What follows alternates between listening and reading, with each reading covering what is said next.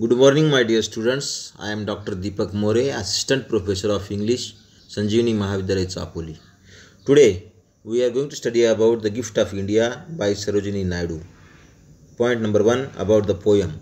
The Gift of India is a poem written in 1915 by the Indian poet, Nightingale of India and freedom fighter Sarojini Naidu.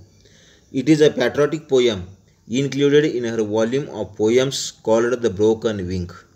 This poem focuses on the valuable contribution that the Indian soldiers made to live up to their commitment to the Allied forces during the First World War. This poem is narrated from a first-person narrative where the speaker is Mother India. This poem is emotionally charged with the feelings of respect and love for the Indian soldiers who sacrificed their lives for the honor of their motherland. Throughout this poem, Sarojini Naidu has attempted to pay respect to the martyred Indian soldiers and to awaken the people of the nation to cultivate a spirit of patriotism for their country. Point number 2. Form and language of the poem. The poem The Gift of India has a simple and elegant rhythm scheme of AA, BB, CC. Each of the stanzas have 6 lines, where the first 2 lines introduce either an idea or create a picture, the next 2 lines build up on them, and the final 2 present a sort of small conclusion for the stanza. The poem is an entire piece, has a subtle flow in its where Mother India herself proclaims proudly her gifts to the West. The first stanza introduces the various gifts India has bestowed upon the colors, which include both its riches and people. The second stanza focuses more on the wistful state of martyred Indian soldiers. The third stanza talks of the grief those deaths have brought. And finally, the fourth stanza is a sort of appeal to honor the sacrifices of the Indian soldiers for the cause of the war. Then stanza number 1. In the first stanza, the poet quoted the text as follows: "Is there aught you need that my hands withhold? Rich gifts of raiment or grain or gold. Lo, I have flung to the east and west priceless treasures torn from my breast, and yielded the sons of my stricken womb to the drum beats of duty, the sabres of doom." In the first stanza begins with Mother India asking if there are any more sacrifices left for her to make pain. She has given the world rich gifts of cloth, food grains, and precious things like gold. India has flung priceless treasures of her land to the countries of the East and West. Moreover, she has sent her youth in distant battlegrounds to fight someone else's war. She questions what more can the nations of the world expect her to give them.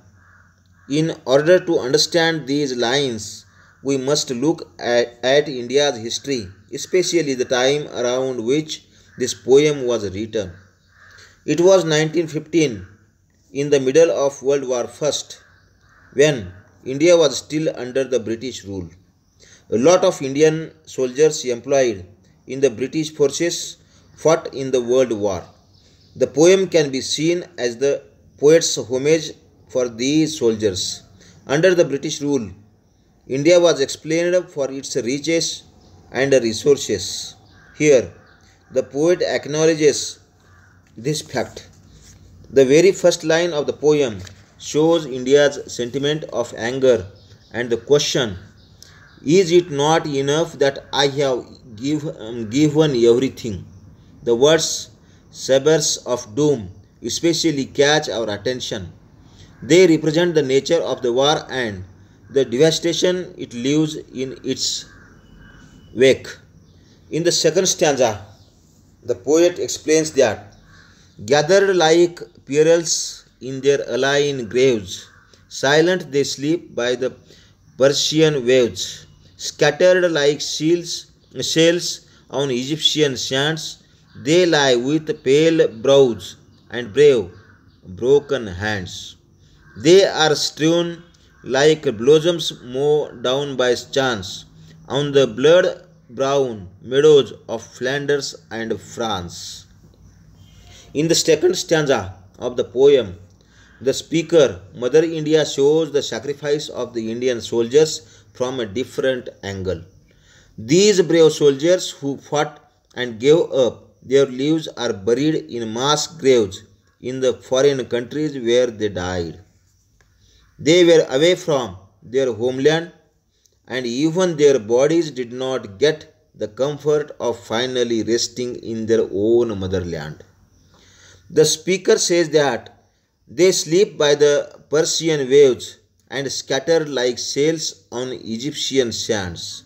The speaker says that these dead soldiers lie with pale brows and brave, broken hands, further intensifying the image of death and devastation. The bodies are scattered like carelessly trampled flowers in the battlefields of Flanders and France. The poet's use of the words by chance speaks that in her eyes the soldiers did not deserve to die. Also, the comparison of the warriors of blossoms signifies how the motherland sees them as valuable human resources. Blood brown meadows express the horrors of the war fronts in a rich poetic language, though completely contrasting with the subject it possesses as an apt metaphor. Stanza number 3. In the third stanza, the poet describes that can a measure the grief of the tears I weep, or compass the woe of the watch I keep, or the pride that thrills through my heart's despair, and the hope that comforts the anguish of prayer, and the far sad glorious vision I see of the torn red banners of victory. In the third stanza of The Gift of India, the speaker talks to the foreign countries. She asks them if they can measure her grief and suffering when she watches all these. She says that they can never fathom the pride that thrills through her heart in spite of her despair. The poet suggests that the speaker, despite her sadness and deep-rooted anguish, is proud of her sons who have fought bravely and brought victory. She gives expression to the voices of countless Indian mothers whose sons have fought in the war. The poet says that the people of the warring nations can never comprehend the small hope that comforts these mothers from the pain of praying for their sons' safety. She asks if they can understand the vision of glory she sees. It is sad one because she has lost her sons for it. The torn red banner of victory, which has come at the expense of so much blood, is sad and meaningless for her. The last stanza, stanza number 4. In the fourth stanza, the poet explains that when the terror and the tumult of hate shall cease, and life be refashioned on avails of peace, and your love shall offer memorial thanks to the comrades who forget in your dauntless ranks, and you honor the deeds of the deathless ones. Remember the blood of the martyred sons. In the last stanza of the poem, the speaker talks about the ensuring peace after the war and the martyrdom of the countless soldiers. The terror of hate which has created the war shall end, and there will be peace. Life will be refashioned. It will go back to normal with drastic new changes. People will pay their respects to the dead who fought in the war, the comrades in many ranks who gave their life. They will honor the deeds of those soldiers who will never be forgotten. When such a time of peace comes, the speaker asks that the blood of her martyred sons be remembered as well, that they be honored as well. What is curious here is the poet's use of phrase on unveils of peace. The impulse that the process of getting life back to normal will not be an easy one. It comments on the after effects of wars in general. Thus, the poem The Gift of India started as a celebration of India's contribution to the causes of others. But it ends up as a strong war poem concentrating both on the evils of destruction wars bring and the mourning, as well as the courage, honor, and recognition of the heroes who fight in it. As always, Naidu's poem arouses a sense of pride and patriotism in the hearts of her countrymen. Thank you.